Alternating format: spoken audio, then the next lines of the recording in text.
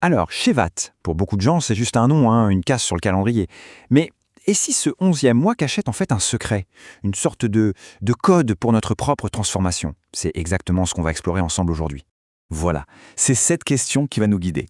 Imaginez un instant que Shevat, ce n'est pas juste une période de l'année, non. Imaginez-le plutôt comme une invitation. Un voyage à l'intérieur de soi avec un message bien précis qui nous parle de croissance, de renouveau. C'est ce code-là qu'on va tenter de déchiffrer.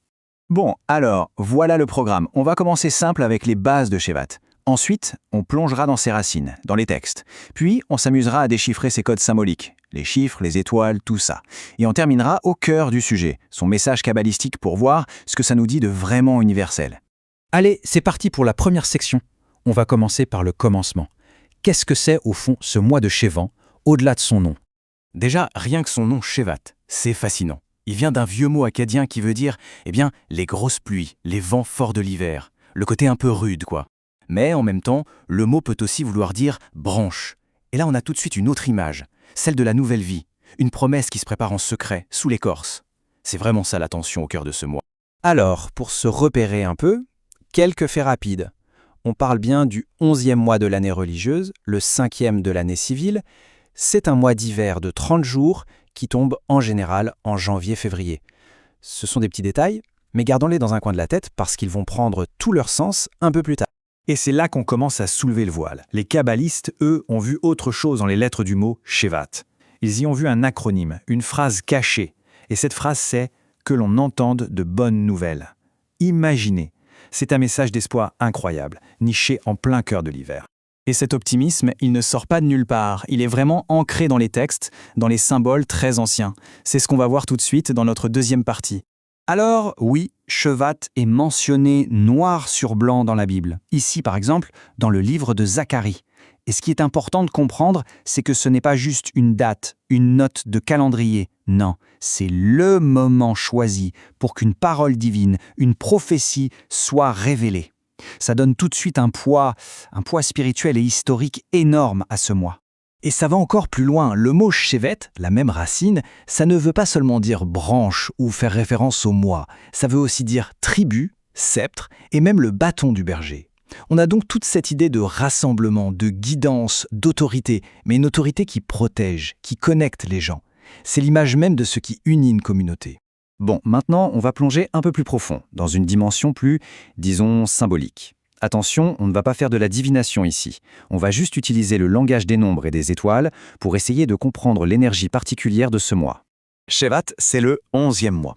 Et le nombre 11, c'est passionnant. Il représente ce passage, cette passerelle entre ce qu'on ne voit pas et ce qu'on voit. Pensez à un arbre en plein hiver. De l'extérieur, il a l'air mort, n'est-ce pas? Mais à l'intérieur, la sève monte.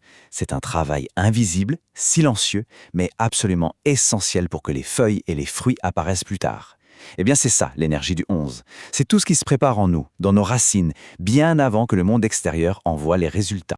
Du côté de l'astrologie, Shevat est lié au signe du Verseau, le porteur d'eau. Mais attention, il y a une subtilité hyper importante. Le Verseau n'est pas un signe d'eau, c'est un signe d'air. Il ne contient pas l'eau, il la verse. Vous voyez l'idée? C'est une image magnifique pour symboliser la sagesse, la connaissance, une conscience nouvelle qui est déversée sur le monde. C'est un flux, une transmission.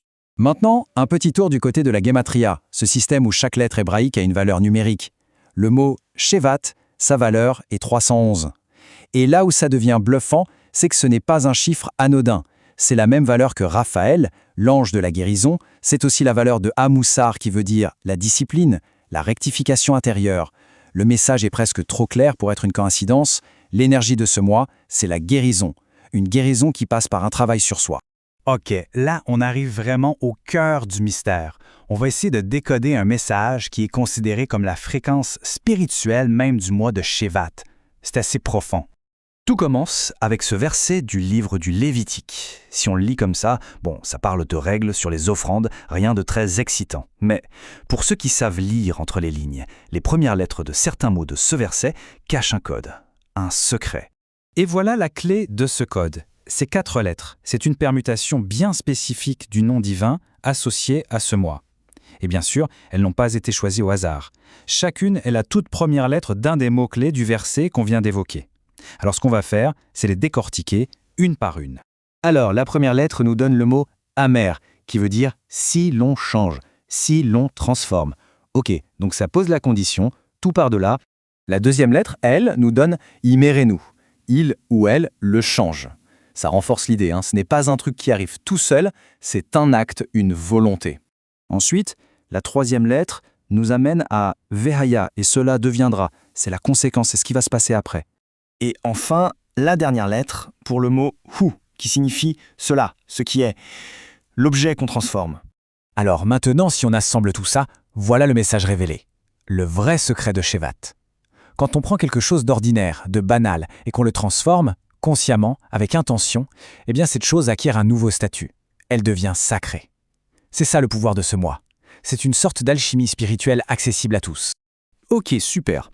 Maintenant, comment est-ce que toute cette sagesse ancienne, on peut l'appliquer concrètement dans nos vies aujourd'hui? C'est ce qu'on va voir dans notre dernière partie. Si on devait résumer la sagesse de Sheva en quelques points clés, ce serait ça. D'abord, s'aligner. C'est un moment pour faire une pause dans l'agitation extérieure et se recentrer. Corps, cœur, esprit. Deuxièmement, soigner ses racines, c'est-à-dire nourrir nos fondations, avant même de penser aux fruits qu'on veut voir à l'extérieur. Et troisièmement, écouter son intuition, faire confiance à cette petite voix intérieure qui, elle, sait où se trouve notre véritable croissance. Et tout ça nous amène à une dernière question, une question à laisser infuser, en ce moment précis, quelles sont les racines invisibles de nos vies, que ce soit nos croyances, nos relations, nos rêves un peu oubliés. Quelles sont celles qui demandent, là, maintenant, à être nourries, pour préparer la floraison qui vient?